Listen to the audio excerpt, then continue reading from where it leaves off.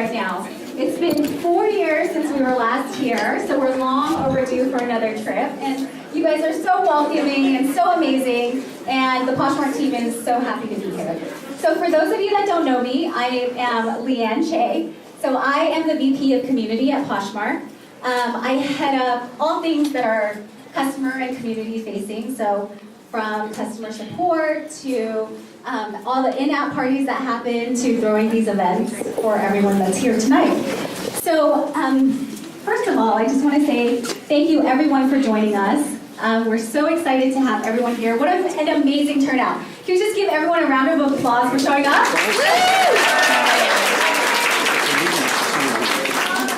So we've been doing these events for 5 years now, and they've evolved quite a bit. So when we started doing these events 5 years ago, they were just to get everyone together in the community in different cities. So people came to meet their PFFs, they came to engage with each other, and they came to meet with the Poshmark team. So since then, although that's worked quite well for us, we've heard from the community that you guys want more.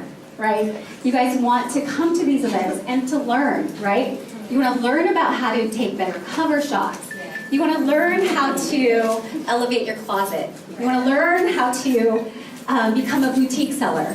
And you want to learn at the end of the day how to make more money, right? Yes. So, with that being said, I just want to let you guys know that we've heard your feedback and your suggestions.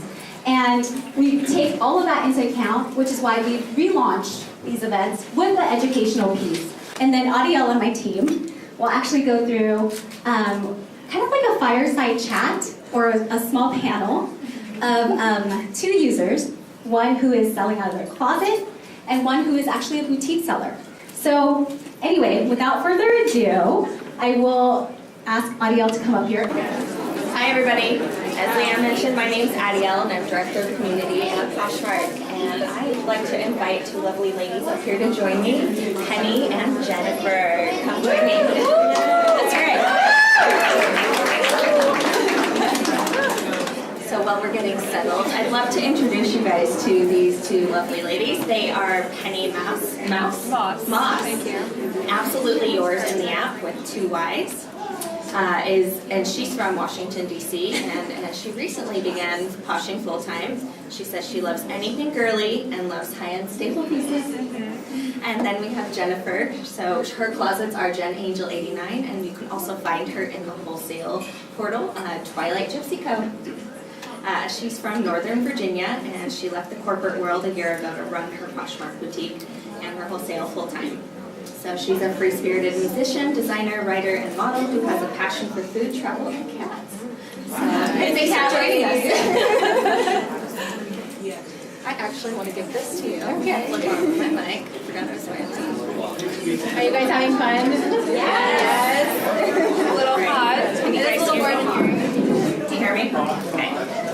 All right, let's go this way. So to get started, why don't we get started and tell these people, how did you guys get started on Poshmark? So I got started on Poshmark in 2013 when a friend of mine told me that she was selling some of her old clothing items that she didn't want anymore, and she was making some extra cash doing it. And so I was like, well, how do I get to do that? This is really exciting. Like, I want to make some extra money too. So I downloaded it, and later that week I started looking for things in my personal closet that I didn't want anymore. So shoes and handbags and whatever I could find, and I listed it, and a few days later I made my first sale. And after that, I was honestly really hooked because it only took a few days. Yeah, it only took a few awesome. days. Yeah, and I didn't really know that much about it. I didn't know about the sheer feature very much at the time. But yeah, it was super exciting. And then as time went on, I started to notice that other women were making it into a full-time business for themselves. So there was one person I remember, you guys may know her, Suzanne Cannon. She's at SCannon on the app. And I liked what she was doing. She had unique listings, and she was modeling everything. And I thought, well, if she can do it, I want to do it too.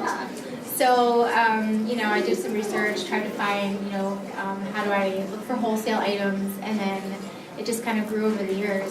So we all have to start somewhere. Yes. And Penny, how about you? Oddly, weighted object. Up here at the top. So my story is, can you guys hear me? Yes. Okay. So my story is a little bit different. I struggled with an anxiety disorder, panic disorder, and depression for most of my life. And it kind of, at one point I moved back in with my parents and I felt like I couldn't go to job interviews or really move forward with my life. And I started looking into anything I could do online to kind of move myself forward, and I think I might have seen a business article about Poshmark, something, and in like 30 seconds I was down the rabbit hole, and I listed 2 anthropology dresses, both sold within 2 minutes of listing them. So I was, you know, like I had them on there for like $20, which is very low price. And then after that, I've been through highs and lows. I've experimented with a lot of different techniques to fill my closet, and organization is probably the biggest hurdle for me. But Sure. I think we all kind of could do better with the organization. Yeah. Well, awesome. So tell me a little bit about what you guys sell in your closet. So do you sell from your personal closet, or how are you stocking inventory?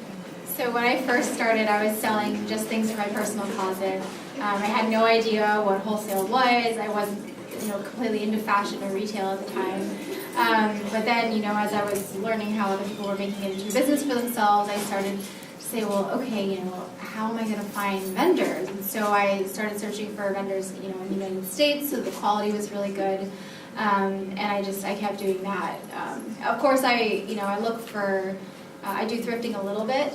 But my mom, who's sitting over there, she'll probably tell you when I was a kid that I used to hate going to those stores. Like, she would drag me every Saturday, like, it's time to go. And I'm like, why are we doing this?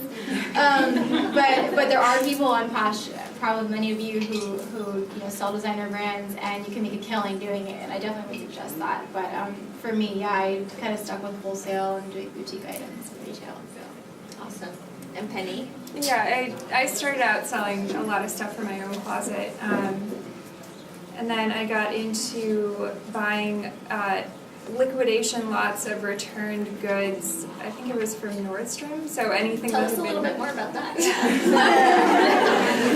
What does that mean? Yeah, so they'll sell these huge boxes. I think the average was probably around $400 or $500. So it is an investment.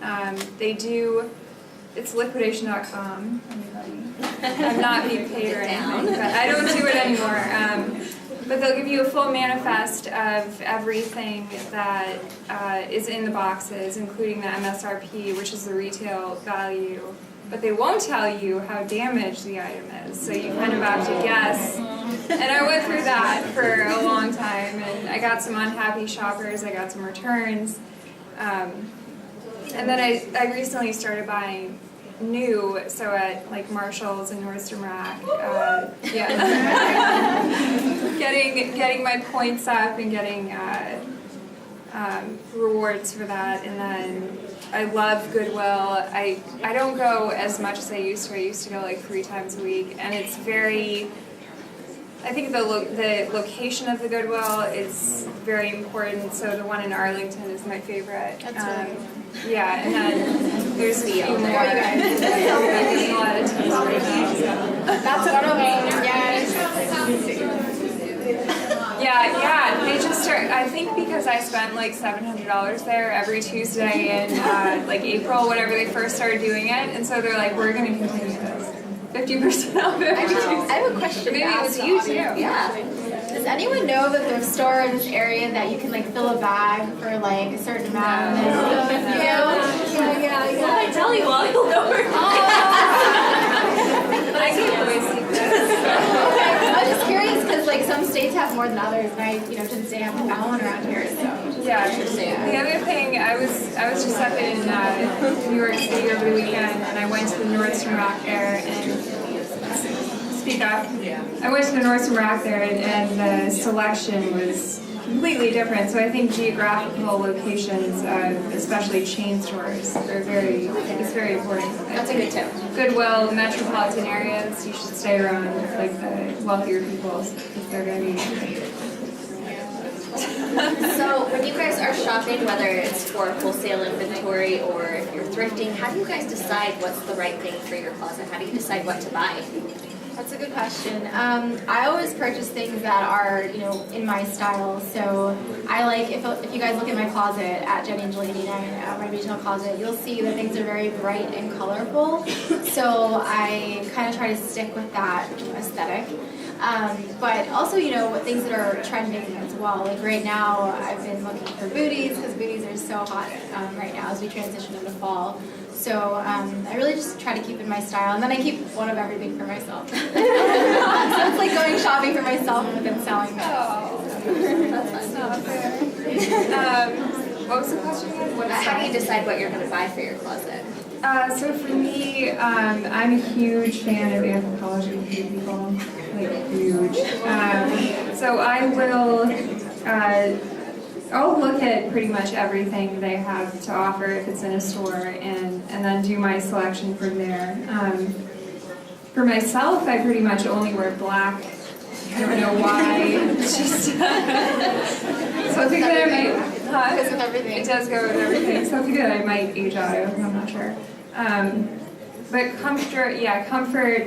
If it's super expensive and like an Alexander Wang leather dress, but it's just ugly, and I mean you purchase it for like $20, it's not going to sell even though you hope it will. I've done that many times. I've purchased or like size 5.5 Alexander McQueen heels for like $10. You feel like you're giving something up, but yeah. True. And it definitely comes with time. Sure. The more you do it, the more it becomes a habit. Absolutely. That makes sense. So you guys have the inventory, and now it's time to list. What advice can you give on creating a really appealing listing that will sell quick? Good cover photos, you guys. Tell us about it. What does that mean? Yeah, so your cover photo is the first thing you see on the listing, and it really needs to be like the best picture. You need to take it in bright lighting, whether you need to purchase some softbox lights. You can get them on Amazon pretty cheap. You can take the photo outside. The lighting's the best there during the daytime. And just make it really appealing to the customer. And I like to think of it in the buyer's perspective. So am I going to buy my own listing? Would you purchase that if you were seeing it? And it's just going to catch the buyer's attention more than maybe some other listings because it's bright and colorful. So yeah, that's really important. Awesome. And then as far as description and title goes, what do you guys include in there? What's important? Why don't you start, Penny? I was going to say, yeah, definitely brightly lit. I think that's a really good piece of advice. People are, especially on Poshmark, the images are not very small, but you're going past a lot of them at one time, and you want to be able to kind of capture somebody's attention. So I think the design element of the cover shot is big. And then, yeah, the title is extremely important because if you think about it, if somebody wants like espadrille lace-up heels like this woman in the front row, they're beautiful. You list espadrille lace-up heels with like a little tassel on them, and if you don't spend time kind of researching those keywords, then I think you're missing out on a lot, and especially with prints and patterns like polka dot is really popular, and chevron and stripes. So you want to make sure that's known to everybody. I think keywords, it's self-explanatory. Like you need them; Yeah. they are key words. Yeah, exactly. And also, if there is a flaw in the item that you're selling, definitely mention that because it's going to be more worth your time because if the person gets it and they say, hey, there's a stain on here. I mean, I guess it's happened to a lot of us where, we didn't even notice it was there. And then, the customer is complaining. Take a picture of it. But take a picture of it too and say, hey, this is what it is, and you can point out clearly. So it's their decision then, do I still want to purchase this item? Totally. Yeah. Now let's talk pricing. How do you guys decide what you're going to price these items at? I like to start a little bit higher, just because I feel like, you can always drop the price. So you want to take use of Poshmark's price drop feature. So if you guys don't know what that is, it's when you price an item and then you wait for your customers to like the listing. And then once you've generated a lot of likes, you can drop the price, and then if it's during closet clear out, you'll get discounted shipping. But either way, it'll notify everyone who's liked it that it just went on sale. By So 10%. By 10%, you have to drop it by 10%. Of the historical price. Yeah. Did you guys make good sales for closet clear out? Yeah, we always love that feature. So, what other strategies do you guys have for making a sale once your item is listed? So, closet clear out is one good tactic, but what other features do you take advantage of? Can we quiet down, please? To talk about closet clear out for a second, it doesn't always work for me, but I do get a lot of offers, and when I get offers, I drop the price. No, that's something different. What am I talking about? Yeah, I think it also, when you do this, like I've been doing this for a year and a half, you start to understand the seasonality of items, when you should list things, what time you should price drop. So instead of just randomly price dropping on a Monday at noon, you learn to maybe do it on Sunday when everyone's watching Game of Thrones, or right after Game of Thrones, or right before, but never during.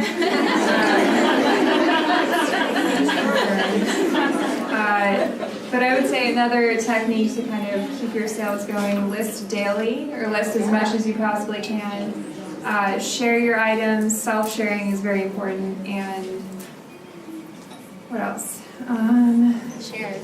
Yeah, sharing, exploring. Yeah, you have a lot of followers, so when you add something new, all those people will see everything. Yeah, and I'm getting up there, but I'm not. So, what sharing techniques do you guys have? Do you guys share your own listings? Do you share other people's listings? Share everything. Yeah, I love it. Share your listings, several times a day. Share other people's listings, and follow, because the more followers you have, the more people are going to follow you back, and they're going to share more, and it just is this continuous cycle.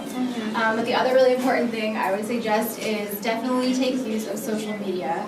Like, most of us have some kind of social media platform, Instagram, Snapchat, Facebook story, Instagram story. That's one of the things I do actually is on my Instagram story, I've connected like a lot of people from Poshmark into my Instagram account. And I'll usually put my Instagram handle in my listing. So, in every listing, or in? Yeah, actually every listing. Oh. Yeah. So it's not a private account, it's open. So, and then in my Instagram story, I'll sometimes model like a new item that I listed for sale, and I'll sometimes get people say, "Oh, like where did you get that? How do I get one?" I'm like, "Well, shop my Poshmark closet." Yeah. So I can't stress enough like how important it is to connect those two together, Poshmark and social media handles. It's a great tip. Yeah. So, if something's been sitting in your closet for a while and it's just not selling, what techniques do you guys utilize to try and help you with the item? Besides closet clear out and price drop, of course. So if it's a designer item, which I'm trying to get more into, I'll probably try relisting it. Can you guys, am I too soft, or is this fine? It's fine. So I'll probably try relisting it maybe 2 more times if it doesn't sell within a month and a half, maybe. And a lot of consignment stores do that too. They have a 90-day policy where if it doesn't sell, they'll donate the goods, or sometimes they'll give them back to you. And if it hasn't sold past the 3rd time that I've relisted it, I'll take it to a consignment store, and if they can't sell it, burn it.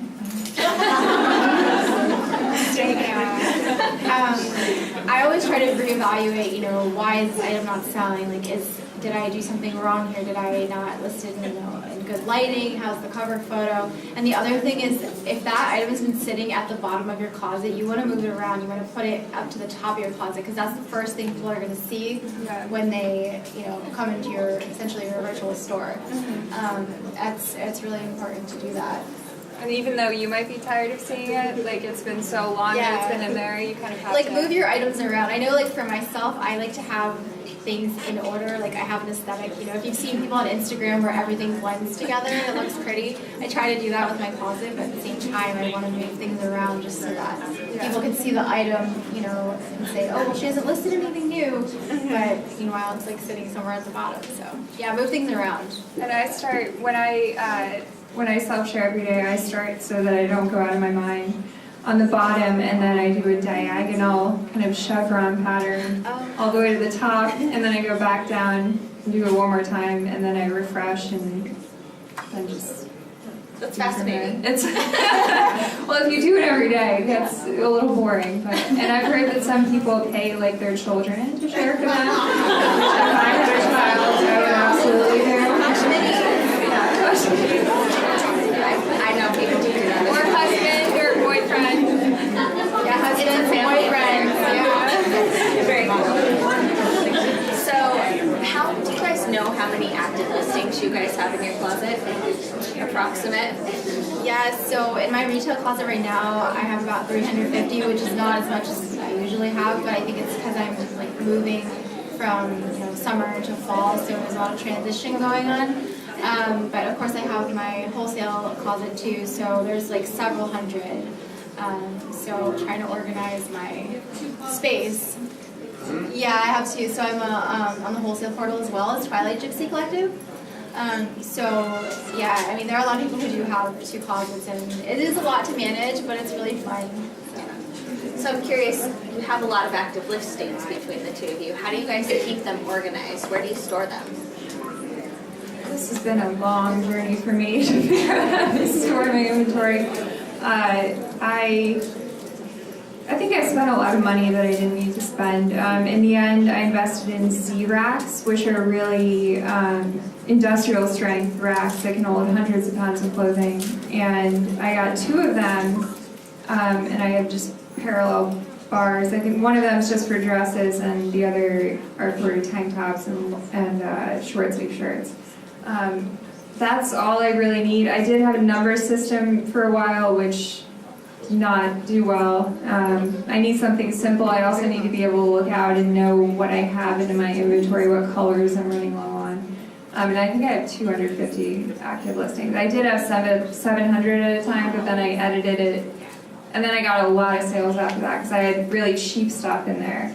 And I edited it all out and deleted like 500 items, and I got like 10 immediate sales after that. So. That's very cool. Yeah, I store everything. So I turned one of my rooms in my house into a Poshmark room. So I have the same thing. Yeah, so and it's really helpful. If you can do it, definitely do it. I repainted the room and everything, but I have like a closet in there, and then I have my garage is basically a warehouse. So I've got things, you know, on racks and on shelves, and I try to be very organized because I can tell you when I started, I was super upset. I actually cried a couple times. I think it was around Christmas because I had so many orders and things were not as organized as I wanted them to be. Yeah, you can't. I was like, I'm gonna have to cancel this order because I can't find one of the things. That's the worst. Yeah. So stay organized, you guys. It's very important. Great tips. So, lastly, I want to know, how do you guys maintain a posh life balance? I'm not in a relationship and I don't have kids, so I don't have that many responsibilities, I'd say. But like I was saying at the beginning, the anxiety and depression has kind of forced me into this, closet where not closet, but space where I wasn't able to get out, or I felt like I wasn't able to. And using this, it felt like it brought back meaning to being at home and being isolated and confined, and I was able to reach out to people and actually make money at doing something that was so cool and so much fun. So it's actually enabled me to start having a social life and going out more and developing confidence from selling on an app. You know, it might seem something that's ridiculous, but every little bit that you can get, I think when you have so little confidence, that's really important. So, one step at a time, is definitely.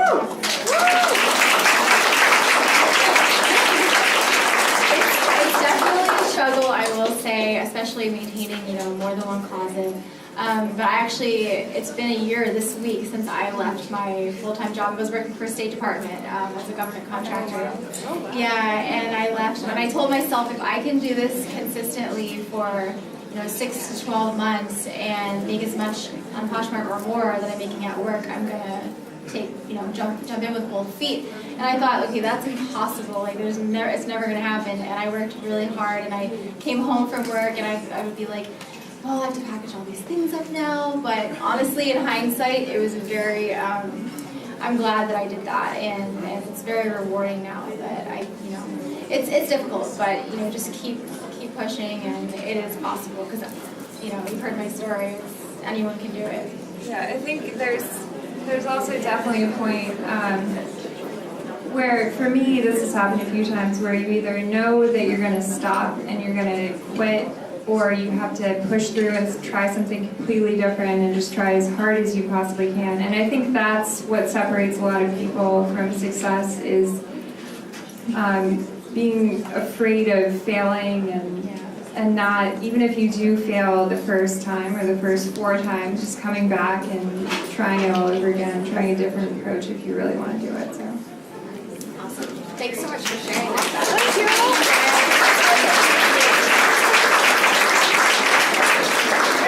So stick around, we've got our photo booth, grab a drink, and make sure that you are mixing and mingling meat with your fellow Poshers and leave with a couple new PFFs. Thanks, you guys. See you guys.